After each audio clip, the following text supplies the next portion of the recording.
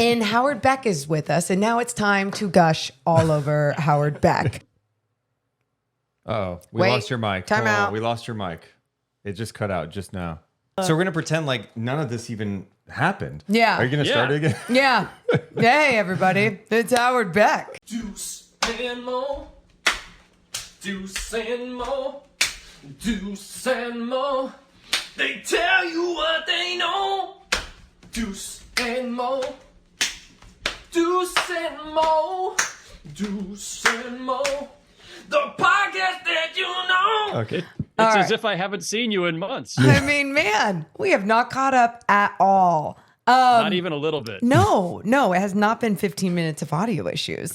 So we have Howard Beck here. And I was telling Deuce that the last part of Summer League, this last summer, I ran into Howard on the concourse and everything. And of course, he was helping the next generation of journalists, just doing good for the writing world. And you had some freelance gigs going on here and there, and now you've landed with The Ringer. We're just so happy that you are back in this writing world full time and everything. And so how's everything going there? Great to see you guys. Thank you. And yes, very, very, very happy to have landed at The Ringer. This is one of the handful of places so far that, or your show, to be able to introduce me as Howard Beck of The Ringer, and which is just a really cool thing for me. I'm very happy to be introduced that way. Yeah, and a quick plug for the Sports Business Classroom, which more than just journalists, it was 125 students with media aspirations, sports media, people who wanted to work in front offices, scouting, salary cap, every aspect of the league that you could imagine. The Sports Business Classroom, which is affiliated with Summer League, does this wonderful immersive program in Vegas during Summer League, and I had the pleasure of being an instructor this year while I was between gigs, although I'm very much hoping to continue doing that as well, because it's a lot of fun. Yeah, it's really important too. The Ringer, it's been a few weeks so far. Just getting acclimated. Got some fun stuff coming. And on the podcast front, there will actually be some news of sorts soon. Okay. Within the next, I don't know, whenever this publishes. So probably within the next, let's say it's a week. Awesome. A week at most. And there will be some pod news. I love hearing that. And, you're one of the best. I've watched it and read your work for years and years, and this industry has shifted so much, and you've seen it, right? I mean, you were in the thick of it in newspapers, and now this online digital age, and being in between gigs like that, I can imagine, is beyond stressful. Was there a point that you thought, I had a good run, maybe I could just kind of transition to something else? Did you ever reach that point, or were you like, no, I'm good enough, I'm going to keep going, it's going to work out? Wow. It's a great question. I don't want to go too deep on it. But yes, I seriously consider it's the right question. It's the right question for any of us who have been in this business for any length of time, whether it's been 5 minutes, 5 years, or in my case, a lot more than 5.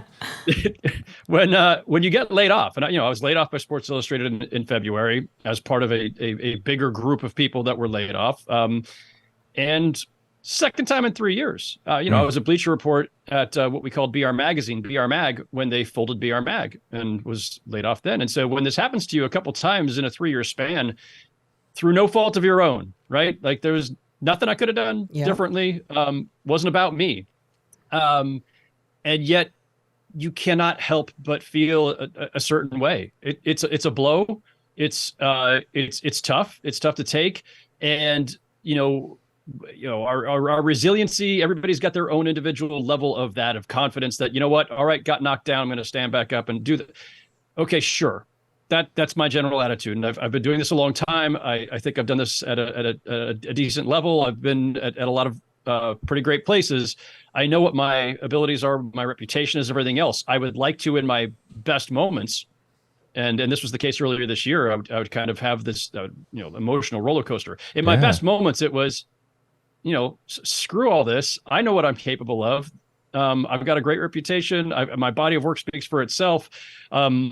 these are the moments where I let my ego kind of do the talking for a little bit for me. And I think it's going to be fine. I'm going to be fine. I just need to give it a little bit of time.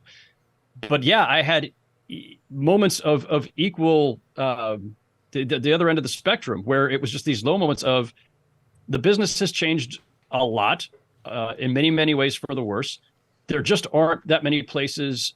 There are a lot of places that cover sports and a lot of places that cover the NBA. There are not a lot of places that necessarily are doing or valuing the kind of work that I do now, right? If I wanted to go back to being a beat writer, 7 years on the Lakers, 9 years on the Knicks, if I would just go back to doing that, cover the Nets or the Knicks, whatever, in my backyard.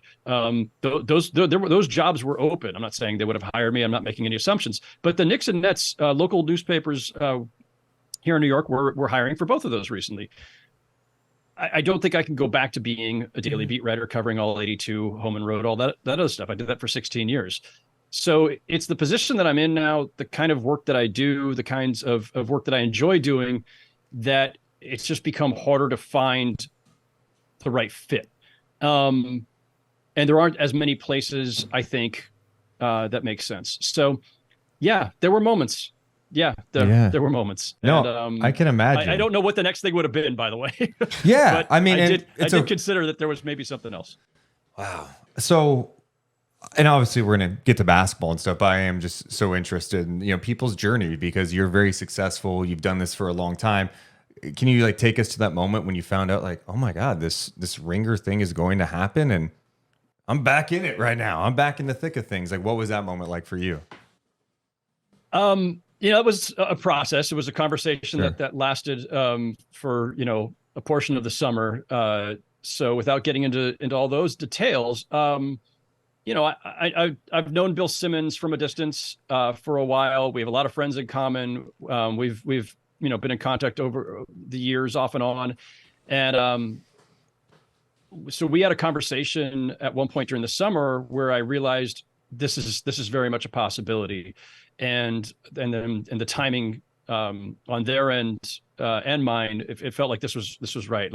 Bill has always been really kind and complimentary of my work. Going all the way back to when I was at the New York Times, I still remember Bill shouting out something I had written or mentioning for me in some way in his page 2 column on ESPN.com. If you guys remember, Yes, it's just going way back. Yeah.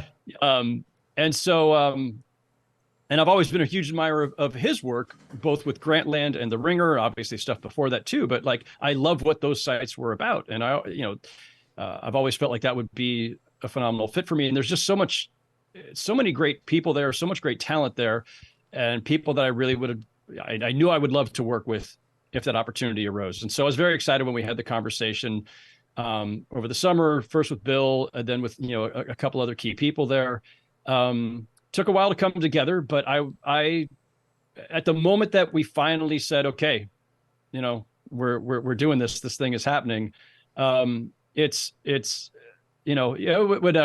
have these questions, which is fun to ask coaches and players when they win a championship, is it joy or relief? Yeah.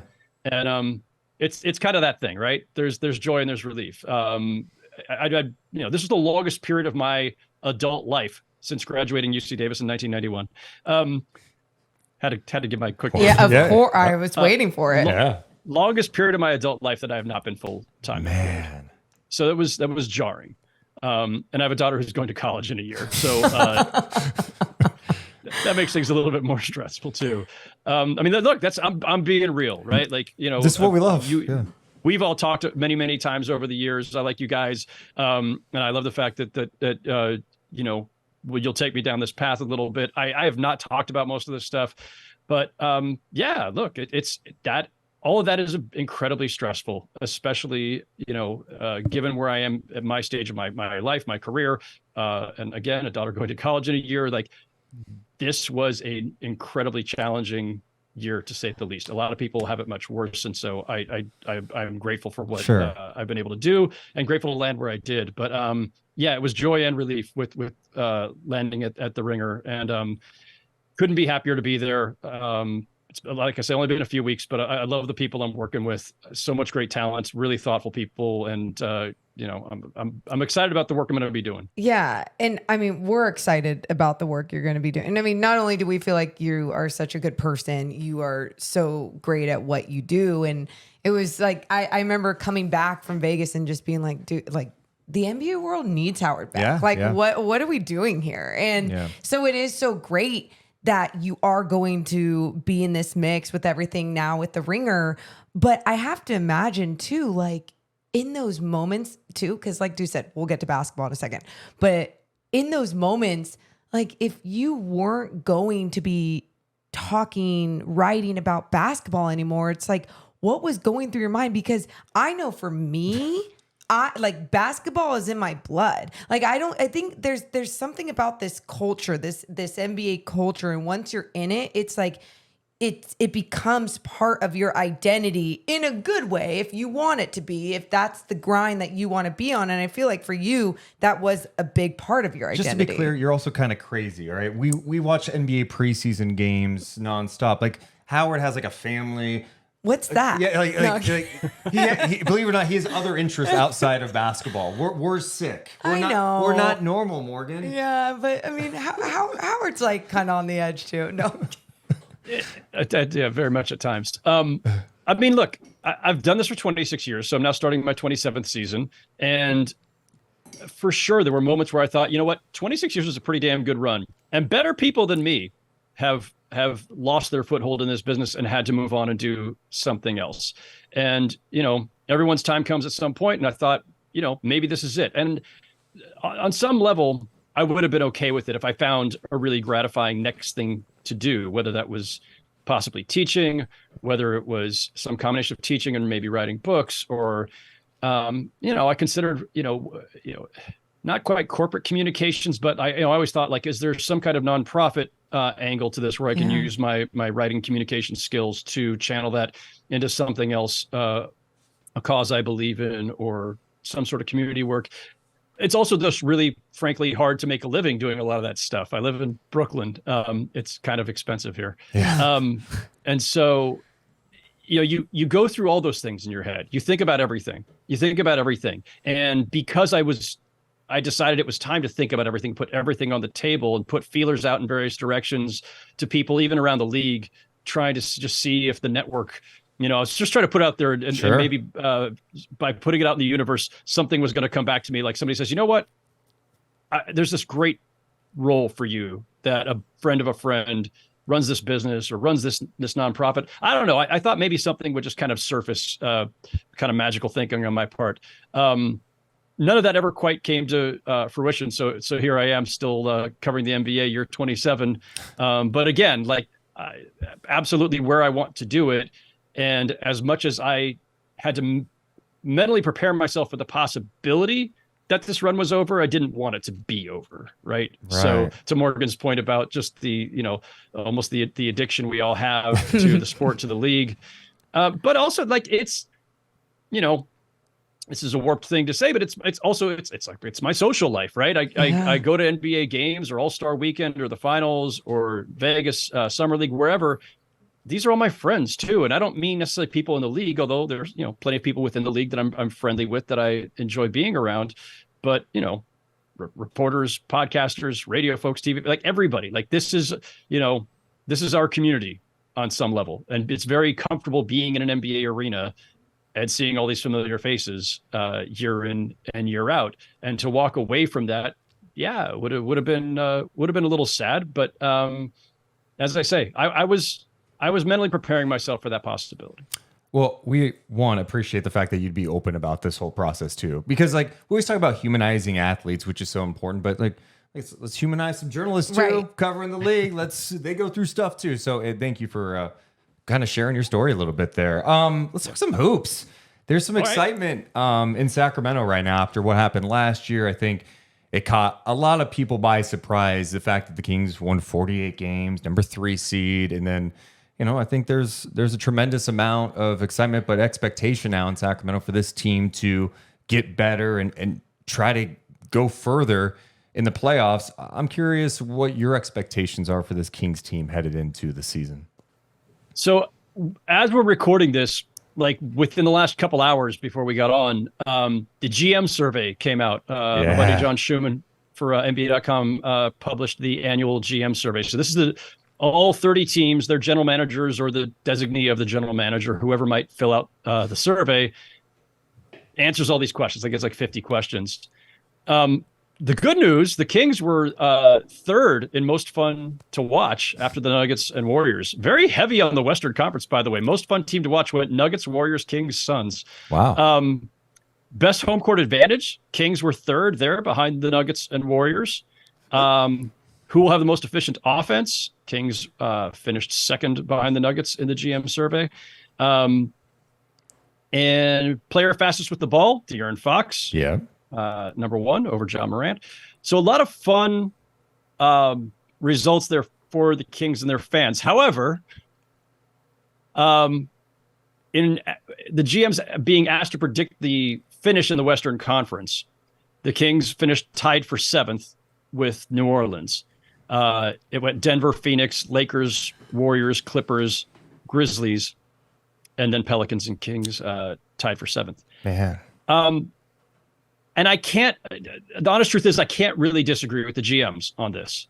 And I'm not to say that I'm absolutely sure that the Kings are going to be finishing in that 6-7 range. It's more that the West has gotten really tough again. And it's not the old days of like stacked with super teams at the top, right? It's not that kind of Western Conference, but there's a bunch of different factors here. So let me just quickly go through my mental process here because I jotted down a bunch of notes. So one, there are 11 legitimate teams for the 8 playoff spots, like 11 legit teams, I think. The only 4 that I'm not counting as in play are the Jazz, sorry, Utah, Blazers, Rockets, Spurs. And those teams are all improved too, by the way. Right. Yeah. Those are not your average 12th through 15th. Some other teams that are like around the fringes,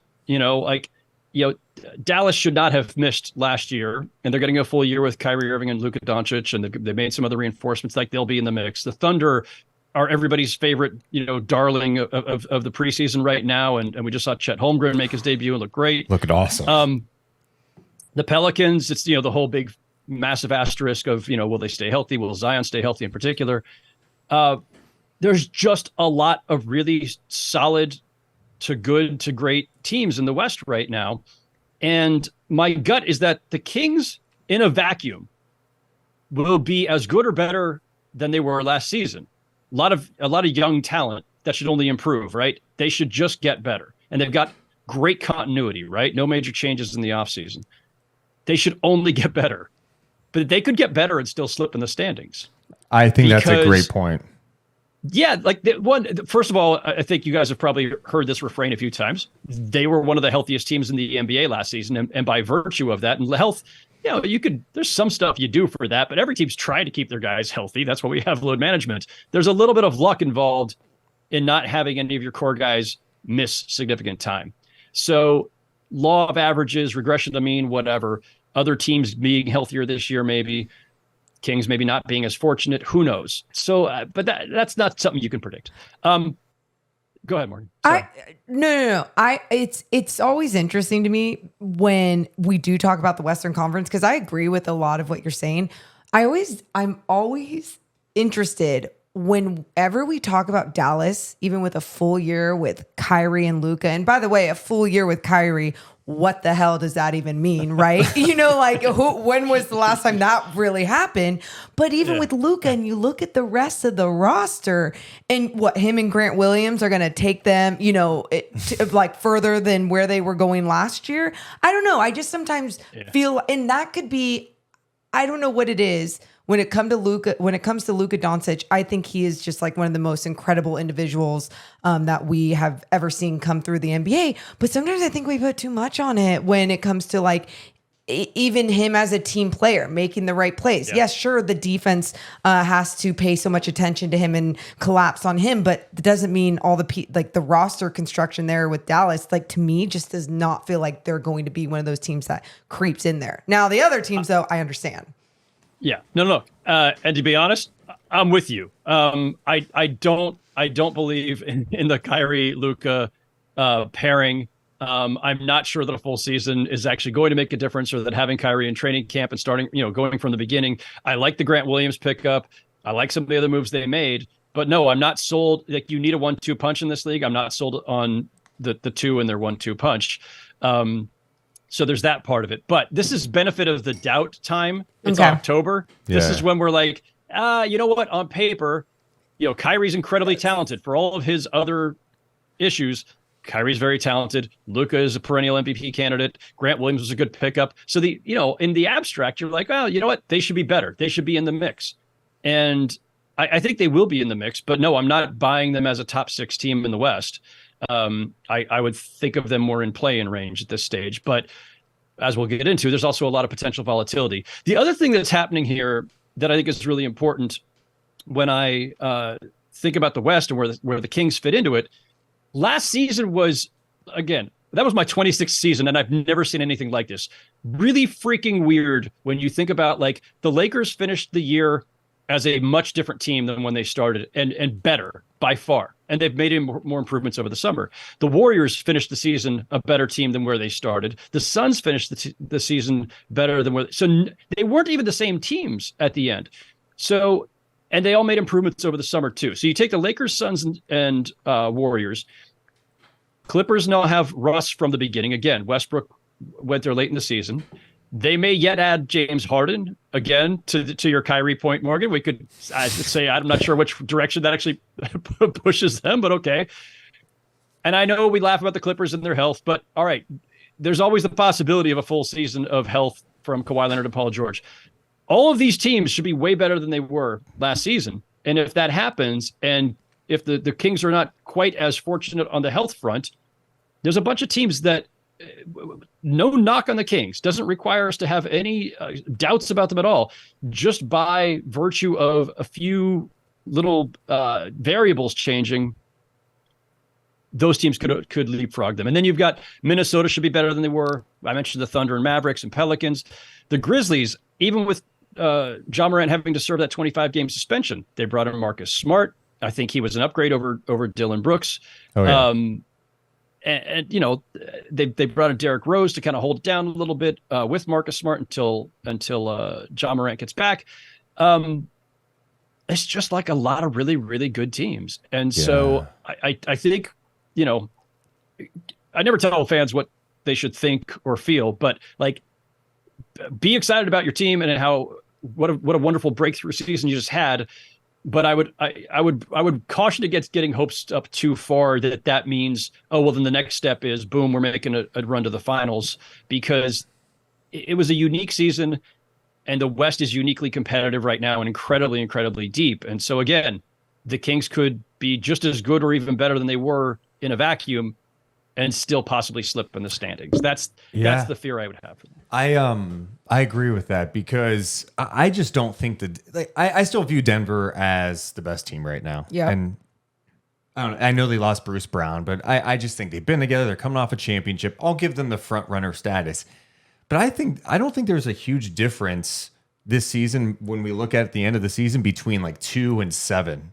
I just think it's going to be that close. How many 51 teams will we even see next year, in the Western Conference? I just don't remember the West ever looking this good. I think Houston's going to be tough. Like they may not make it in to the play-in or anything like that, but I don't think there's gimmies in the NBA this year. I think the talent level is just absurd. I mean, watching OKC's preseason game against the Spurs last night without SGA, yeah. But mostly, so when I say watching OKC, I was watching Chet. I was like watching him. We saw him in summer league, but then actually getting to see him like on the NBA floor with other NBA guys out there, whatever. It was, I felt that same way. Like the talent, especially like all around the league, but for some reason, especially in the West, is what I think is a scary thing for a team if you're like rooting for a team like the Sacramento Kings, but it's a great thing for the NBA. Oh, yeah. And that's the fun thing here too, right? Like, so first of all, just watching Wembanyama versus Chet Holmgren for the first time, I mean, this is like science fiction. Yes. If you think what we were watching in 20 years ago, when I'm covering the tail end of that Lakers dynasty with Shaq and Kobe, and a guy like Shaq was still like, the ideal of what you wanted in a center. if you had said, hey, 20 years from now, there's going to be two guys, they're both going to be 7'2", 7'3", with guard skills, who are all over the court, covering every inch of it, blocking shots, shooting threes off the dribble. You'd be like, hold on, you mean like Dirk? No, not like Dirk. Think of Dirk, but think like Dirk, but with guard skills, like with like ball handling and everything. Like, no, that can't be. Wait, and there's multiple of these guys? What are you telling me? Like, what universe, Mr. Future Man, are you coming to me from? So the Thunder, with having, if like, all right, it was one game, it was preseason, we should all take a deep breath. But if Chet Holmgren, who was, of course, the number 2 overall pick, a year ago for a reason, if he really is as good as they, of course, hoped, and as he looked in our brief glimpse of him, and you throw in SGA, who's now, going to be perennial All-NBA and MVP candidate range, and a lot of other fun, interesting pieces in between, like that is the making of it. What would be in a normal year? Oh, that's the team we're all picking to break through and make the playoffs as a 7 or 8 seed. And instead we're going, can they break through that logjam of teams that I was just mentioning, right? Because Minnesota has the talent to be a mid-tier to lower-tier playoff team. I'm not sure they will. I have my doubts about just their overall chemistry and fit. The Pelicans, they've got the talent. Hell, the Pelicans were first or second place for most of December until Zion went down last season. So this is really going to be a year where it's going to be some combination of luck and health and little chemistry type things that may decide it, because talent wise, like the Kings and Grizzlies it was Grizzlies Kings, right? 2 or 3, right? Grizzlies and Kings, second and third best teams by record in the Western Conference. Take their 2 best players, because we usually rank teams in the NBA by, I'll put my best 2 up against your best 2, right? Do you first of all, do you have 2 all NBA or all-star caliber players? And then you take those 2 and you start comparing them to the other duos, right? Yeah. You can go down the West and like everybody's got like a really nice, 1-2 punch. Yes. Right? The Suns have 3 guys, of course, but like, LeBron is still playing at an incredibly high level. So LeBron and AD is still great. Paul George and Kawhi Leonard, when healthy, still great. And you can go on down, Zion and Ingram, Anthony Edwards and Gobert or Karl Anthony Towns. Like there's just a lot of depth. And so it's going to be little things, I think, that separate these teams. And yeah, we may get a year where no one wins 50 games, or maybe the Nuggets win exactly 50 and everybody else is like somewhere between, 44 and 48. And the 11th place team misses the playoffs by, a game. That's or misses crazy. the play-in by a game. So what would be your biggest question then about the Kings? And like, I know we touched on health for a second, because it's like, oh, can they stay healthy? And I think last year too, they had a lot of banged up guys that were playing through a lot of shit. But like, also, like, what would be your biggest questions for the Kings in this Western Conference? I think it's the obvious one. Like, can they defend at a top 10 to top 15 level? Yeah. And not lose anything on offense in the process, right? They're such a great offensive team that I don't think they would lose much anyway. And I don't think it's a real fear, but sometimes it's funny. Defense is a really funny thing in this league in general, because, defense is just effort. No, it's not really just effort. Well, defense is coaching. It's not really just coaching. It's not like you have defensive minded coaches that will have bad defensive teams or years where their team is not great. And it's like, well, I thought that was a guy was a great defensive coach. Defense is so much about personnel. And sometimes it's just about the arrangement of your personnel, right? Like the Denver Nuggets just won the championship with a team that, generally speaking, was considered average to below average on defense. Yeah. But they were able to get stops when it mattered, clearly.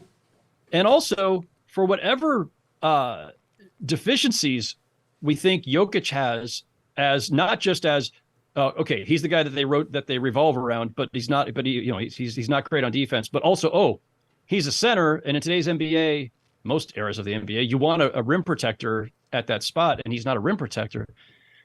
But when you added in Aaron Gordon and a Kentavious Caldwell-Pope, when you get great perimeter D, if the other pieces start to lessen the burden to where the rim protection isn't as important, then you can find a way through, right?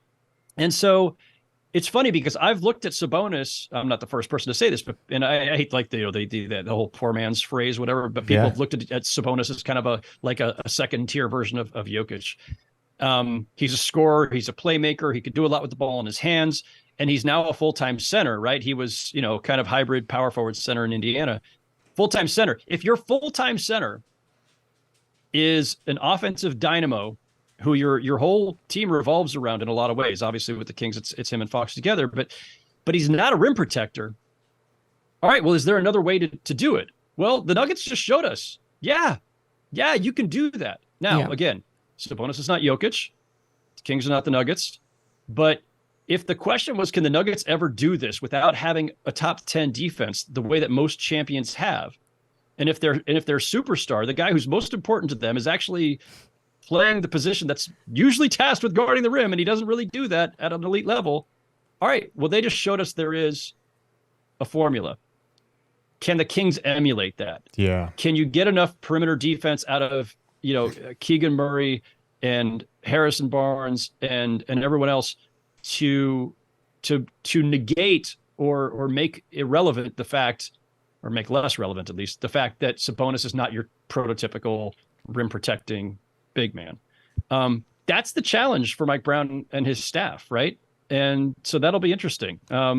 The simple, I guess the real cheat way of addressing this rhetorically would be go find yourself an Aaron Gordon and a Kentavious Caldwell-Pope, and maybe that'll get you part of the way there. But it's never as easy as that. I'm with you. Like, that's the one area we're looking at this team. I think the Kings, Monty McNair would have loved to get that guy that could play that 4 spot. That could be like maybe a Jeremy Grant, someone who's long, athletic, could play, be versatile enough to defend a couple of positions. They didn't end up getting it, and they kind of leaned more into offense, adding Sasha Vezenkov to the fold too. They pick up JaVale McGee late as like a backup 5 option, which I thought was a nice pickup. That's not going to solve all your rim protection issues because Sabonis is playing the majority of the time. But yeah, I think that's long term as McNair tries to build this out.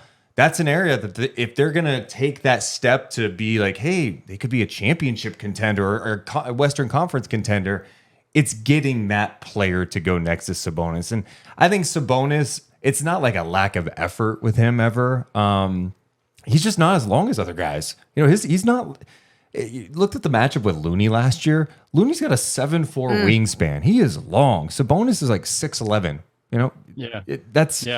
It's not exactly long for his size. And Jokic is like 7'3" with his wingspan. So even though Jokic is, again, not considered a rim protector himself, his length, and also he's like 40 pounds I think, thicker than Sabonis too. There's more of him to get around, so it gives him other advantages.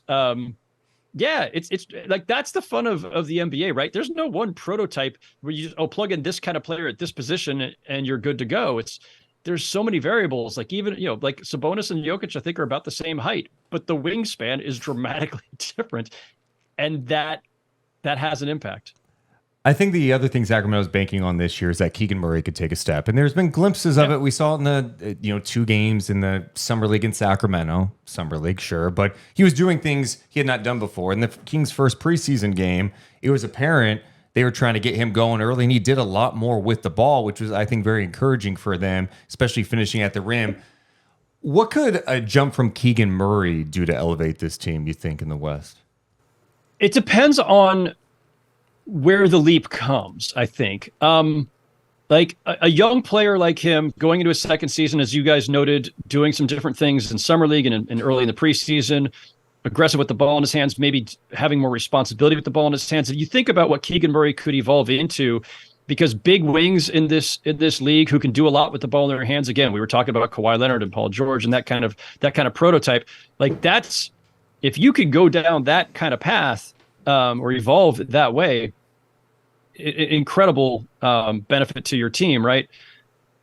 And yet, as we were just talking about, like it's not offense that the Kings need. Now, I think any other gear their offense can go to or diversify itself helps, of course.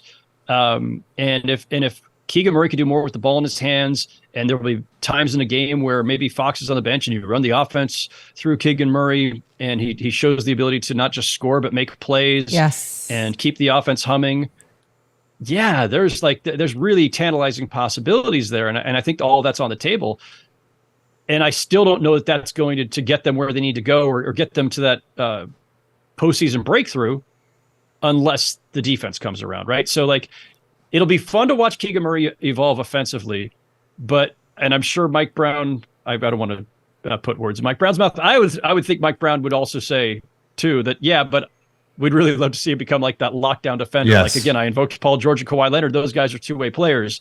If you could defend it on the wing at that level, because like, think of who you got to go up against in this conference. When we talked about Luka and there's, Steph, obviously, if you can chase some smaller guards around too, and Jamal Murray, the other big wings, LeBron, Durant, Kawhi, or Devin Booker, like you need, like you would ideally like to have, if you are considering yourself a contender, you'd like to have one guy at least who you think, all right, every night when we line up against one of those stars that I just mentioned, we know who we're throwing at him. We know who, is going to take on that challenge, and none of those guys can be stopped. But you gotta at least check them. You gotta at least make them work. And who do you have somebody who you can put that responsibility to? You mentioned Steph, and I want to talk a little bit about the Warriors. How do you view them now that they have added CP3? And hey, we know their starting lineup too, since Draymond had the ankle injury and everything. Man, the Warriors are fascinating. So I'll say this. I absolutely believe in the thought process of the trade. I would rather have short-term Chris Paul, even at this age, with his passing, his shooting, his playmaking, his leadership, his everything. I'll take him over this version of Jordan Poole. Obviously, Jordan Poole in a couple of years may be fantastic, but for what the Warriors are right now and the window they have, I think this was the right trade-off. I think it was the right move. And I thought it was really interesting. I watched some of their first preseason game, and initially my thought was, all right, now Draymond's hurt, so that solved the problem in the near term. Okay, plug in Chris Paul. When Draymond's healthy, I think it's Chris Paul off the bench. I think that's the more logical alignment. However, in watching them start the game that way, I was going, oh my God, Chris Paul's got the ball in his hands and Steph doesn't. Steph is just running around doing what Steph does. He's a pain in the ass off the ball. He drives teams. He drives defenses crazy. Like in a normal set, when it's Steph as the primary point guard, he gives up the ball and then gets it back, right? And in the meantime, their whole defense is going, where is he? Where is he? Where is he? Where is he? Steph can just do that. Yeah. Like, he doesn't even have to handle the ball. I think in some ways it's even more nightmarish for defenses, but obviously they can toggle between those two things. I still think once they're fully healthy, when Draymond is healthy, Chris Paul off the bench, because you're gonna probably finish games with him in the lineup anyway. But it's a difficult thing, right? Are you sitting Kevon Looney? Are you sitting Andrew Wiggins? You're not sitting Steph, and I don't think you're sitting Clay, and you're not sitting Draymond. So a good problem to have for Steve Kerr, but and look, a lot of age on this team. So to the extent that having Chris Paul available means, you don't have to put too much on Chris Paul, but you also don't have to put too much on Steph Curry during the season. I worry about their depth a little bit. It's another issue entirely, but I think the Warriors are in as good a position as anybody to make another deep run in the West. Yeah, I can't wait to see how it unfolds with them because, Chris Paul, after the Houston thing ended, I think some people felt like, have we seen Chris Paul's better days? He goes to OKC, turns them into a playoff team. He goes to Phoenix.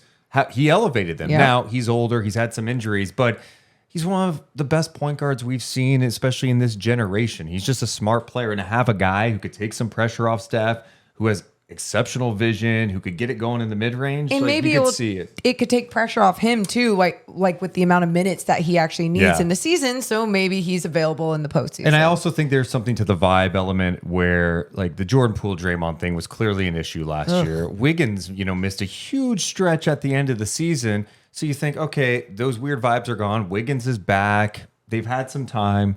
It could look pretty good for them, I think. in the East, I think everyone's like, hey, Celtics, Bucks, because of the trades that happened with Dame and, of course, Drew Holiday. Do you think there's a team that we're kind of overlooking at all in the East, or is it clearly like, hey, those are the teams, like, don't even worry about Philly, Cleveland, New York?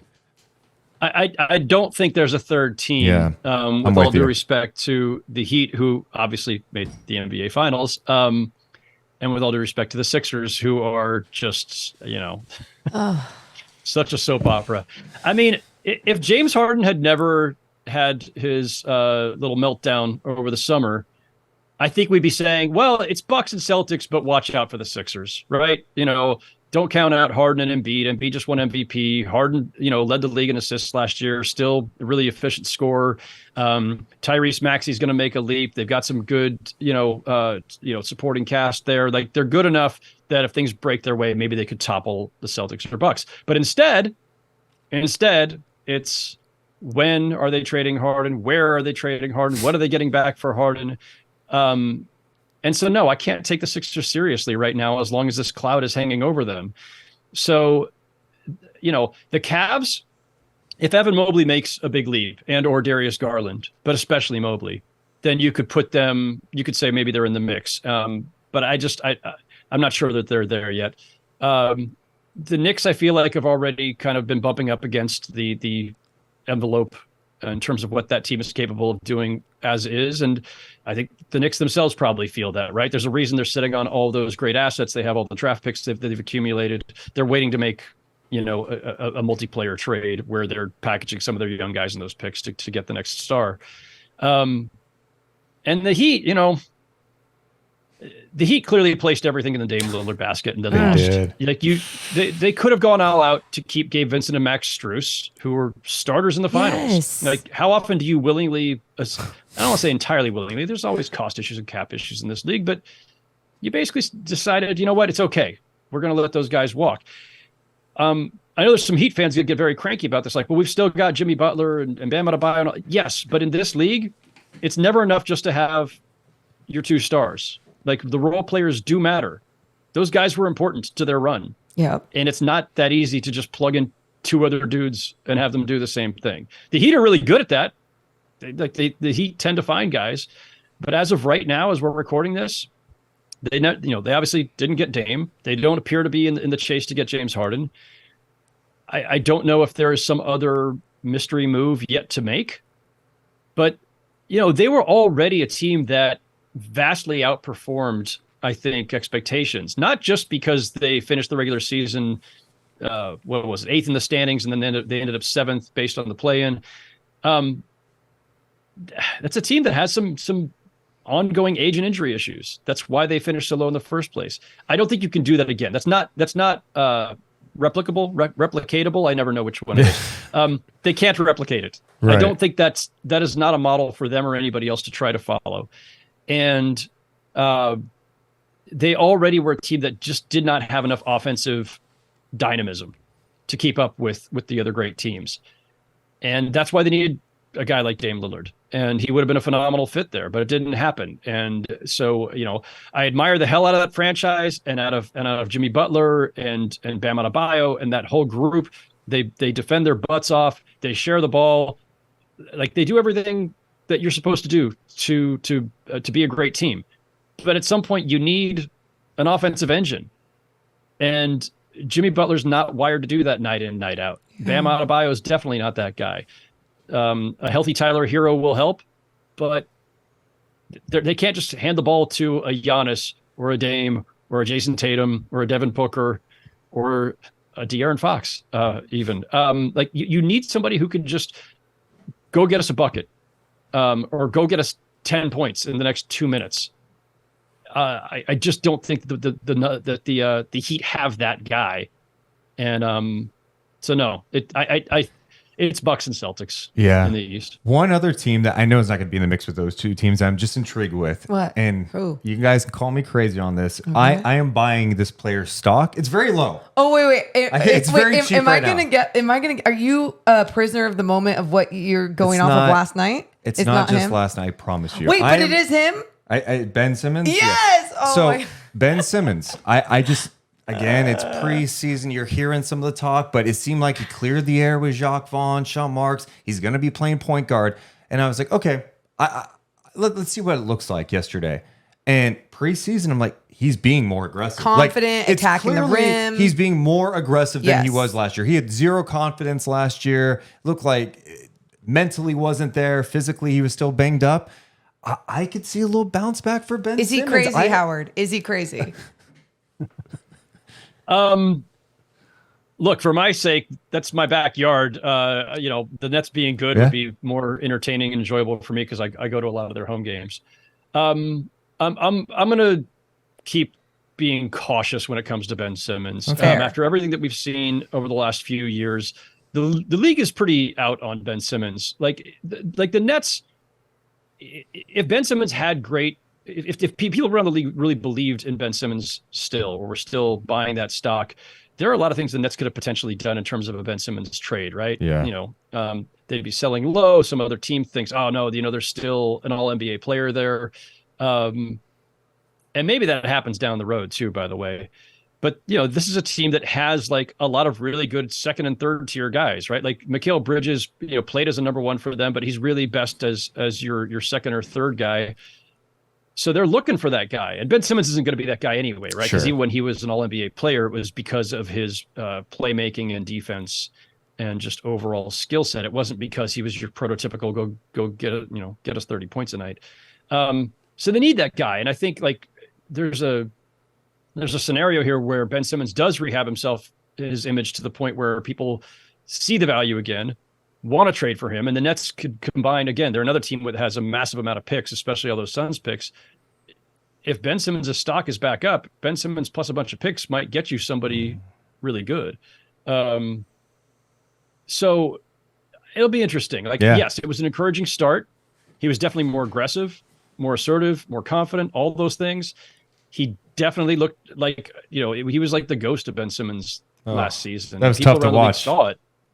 Yeah, and the thing is, like, Simmons will say, hey, I had this back injury, and of course he had back surgery, so this is not something he was making up.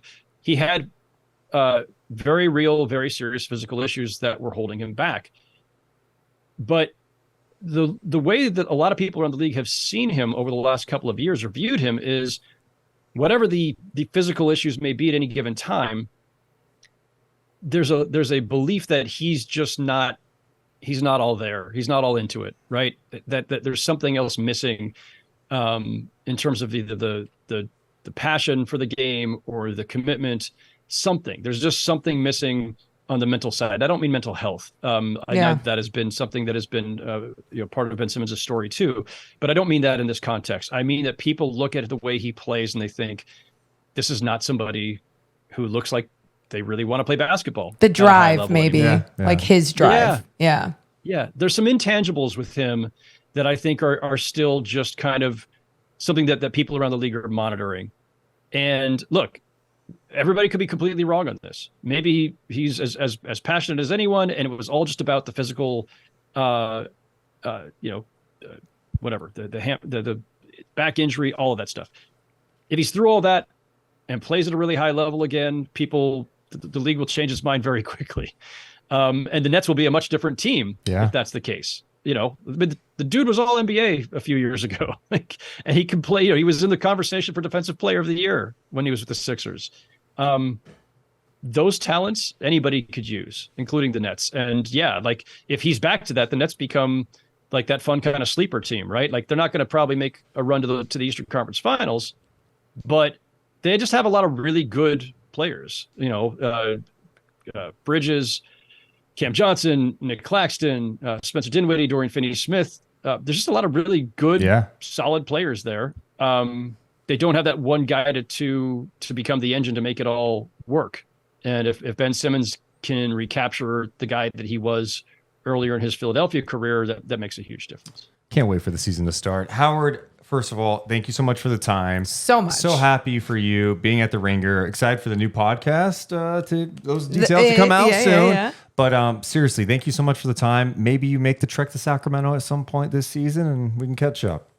I am way, way, way overdue. to get to Sacramento. So I'm very hoping that'll be the case. I will go talk my editors into it as soon as we hang up. Awesome. Appreciate you so much, Howard.